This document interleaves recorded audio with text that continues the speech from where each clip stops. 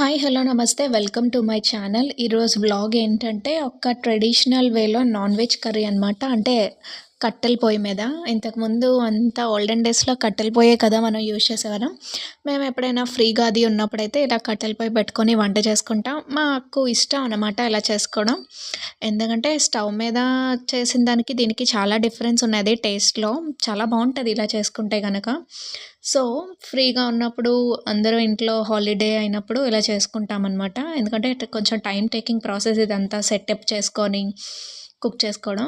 So, ఇదేంటంటే నెత్తడ్లో అంటాం కదా! డ్రై ఫిష్ అనమాట. సో, దాంతోని కర్రీ చేస్తుంది మమ్మీ. సో, దీనికోసం ఏంటంటే ఒక కడాయి పెట్టుకొని, దానిలో ఆయిల్ వేసుకొని ఆ నెత్తళ్ళు అంటాం కదా! దాన్ని ముందు ఫ్రై చేసేసి పక్కన పెట్టుకోవాలి. మనకివి మార్కెట్‌లో దొరుకుతాయి. లేదంటే బిగ్ బాస్కెట్‌లో వాటిలో గూడా దొరుకుతాయి. మేము బిగ్ బాస్కెట్‌లో నుంచి తెప్పించాను. సో, ఇదేంటంటే ఆయిలేసి బాగా ఫ్రై చేసిన తర్వాత పక్కకు తీసేసి, దీనిలో ఏంటంటే కొంతమంది ఎగ్గేసుకుంటారు. లైక్ ఏంటంటే డ్రమ్ స్టిక్ వేసుకుంటాము. ఎలా వేసుకొని లేదు ఇవి సింగిల్‌గా వండుకున్నా కూడా బావుంటది టేస్ట్. రైస్‌లోకి మెయిన్‌గా చపాతీ, పుల్కా వాటిలోకి టేస్ట్ అంత బావుండదు కానీ, రైస్‌లో పెట్టుకొని తింటే చాలా చాలా టేస్టీగా ఉంటది. కొంతమందేంటంటే ఇవి ఇలాగే ఉట్టిగానే కర్డ్ రైస్‌తో తింటారు. మా సైడ్ విలేజ్ సైడ్ అయితే అలానే తింటారు. సో, ఏంటంటే ఒక పక్క వర్షం పడుతుంది. ఇంకో పక్క ఇలా పొయ్యి సెటప్ చేశారనమాట మా డ్యాడీ. ఏంటంటే విలేజ్ లైఫ్ స్టైల్ అనేది కొంచెం డిఫరెంట్ కదా మనకి. సో, అక్కడ ఎంజాయ్ చేయలేకపోతున్నాము. ఇక్కడ విలేజ్‌లో వెళ్ళి వండుకొని తినడము, ఆ నేచర్ అదంతా ఎంజాయ్ చేయడం అంటే ఇష్టం అనమాట మా పేరెంట్స్‌కి. సో, ఏంటంటే అవ్వదు అన్నప్పుడు ఇలా చిన్న చిన్న వాటిలైనా మనం స్పెండ్ చేయొచ్చు కదా! చిన్న చిన్న వాటిల్లో కూడా మనం హ్యాపీనెస్ చూసుకోవచ్చు. సో, ఇప్పుడేంటంటే కర్రీ విషయానికొస్తే అది ఫ్రై చేసి తీసేసిన తర్వాత ఆనియన్, టమాటో, పచ్చిమిర్చి వీటన్నిటిని బాగా ఫ్రై చేయాలి. గోల్డెన్ బ్రౌన్ వచ్చే వరకు బాగా ఫ్రై చేసిన తర్వాత దీనికేంటంటే కొంచెం టమాటా ఎక్కువ పడుతుంది. ఎందుకంటే మనకి గ్రేవీ కన్సిస్టెన్సీ ఇందులో ఏంటంటే ఈ కర్రీతోనే కలుపుకొని తినేయొచ్చు. ఇంకా రసం అది అవసరం లేదు. సో, రసం అది లేనప్పుడు ఏంటంటే కొంచెం గ్రేవీ కన్సిస్టెన్సీ రావాలి అంటే టమాటా వేయాలి ఎక్కువగా. ఒక 1, 2 టమాటాస్ వేసుకుంటే బావుంటది. ఇది పచ్చిమిర్చి, కరివేపాకు, కొత్తిమీర ఇవన్నీ కూడా బాగా ఫ్రై అయిన తర్వాత ఆ టమాటా ప్యూరీ అనేది యాడ్ చేయాలి. లేదు. టమాటాని మిక్సీ చేసుకున్నా పర్వాలేదు. లేదు అంటే పీసెస్ కింద కట్ చేసినా అది ఏంటంటే మెత్తగా అయిపోతది. సో, బాగా ఫ్రై అవ్వాలి. ఫ్రై అయిన తర్వాత ఏంటంటే అల్లం వెల్లుల్లి పేస్ట్ కూడా యాడ్ చేయాలి. దీనికేంటంటే పెద్దగా మసాలాస్ కూడా అవసరం లేదనమాట. సో, ఆ నెత్తడిలో ఉండే టేస్టే మనకి సరిపోతది.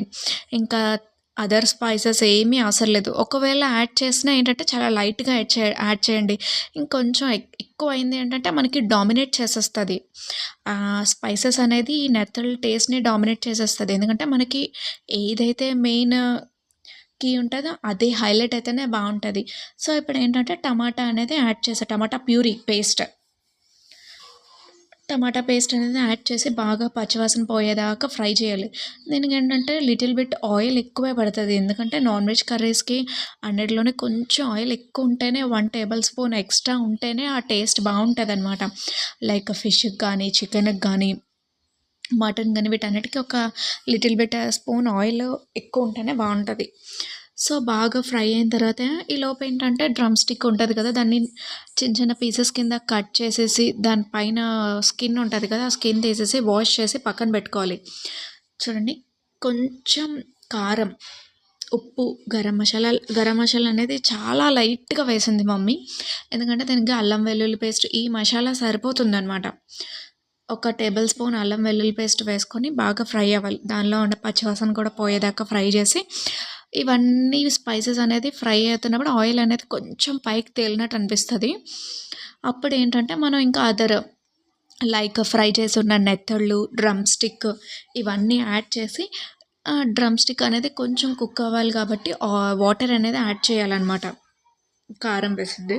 ఇదేంటంటే ఇంట్లో తయారు చేసుకున్న కారమే. బయట మార్కెట్‌లో కొన్న ఆయిల్ కారం కాదు. మన ఇంటిలో ఇందులో ఏంటంటే కారం చేసేటప్పుడే మనం ధనియాలు ఇవన్నీ యాడ్ చేసుకుంటాం కాబట్టి, మనకి కొంచెం గరం మసాలా ఫ్లేవరు ఉంటది. కారం ఫ్లేవర్ గూడా ఉంటదనమాట దీనిలో. సో, మేమైతే ఇయర్లీ వన్స్ అనేది తయారు చేసుకుంటాం ఇది.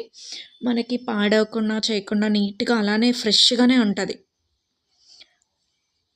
సో, ఇది బాగా ఫ్రై అయిన తర్వాత ఏంటంటే, ఇప్పుడు డ్రమ్ స్టిక్ యాడ్ చేసింది చూడండి. స్కిన్ అనేది తీసేసాం అనమాట.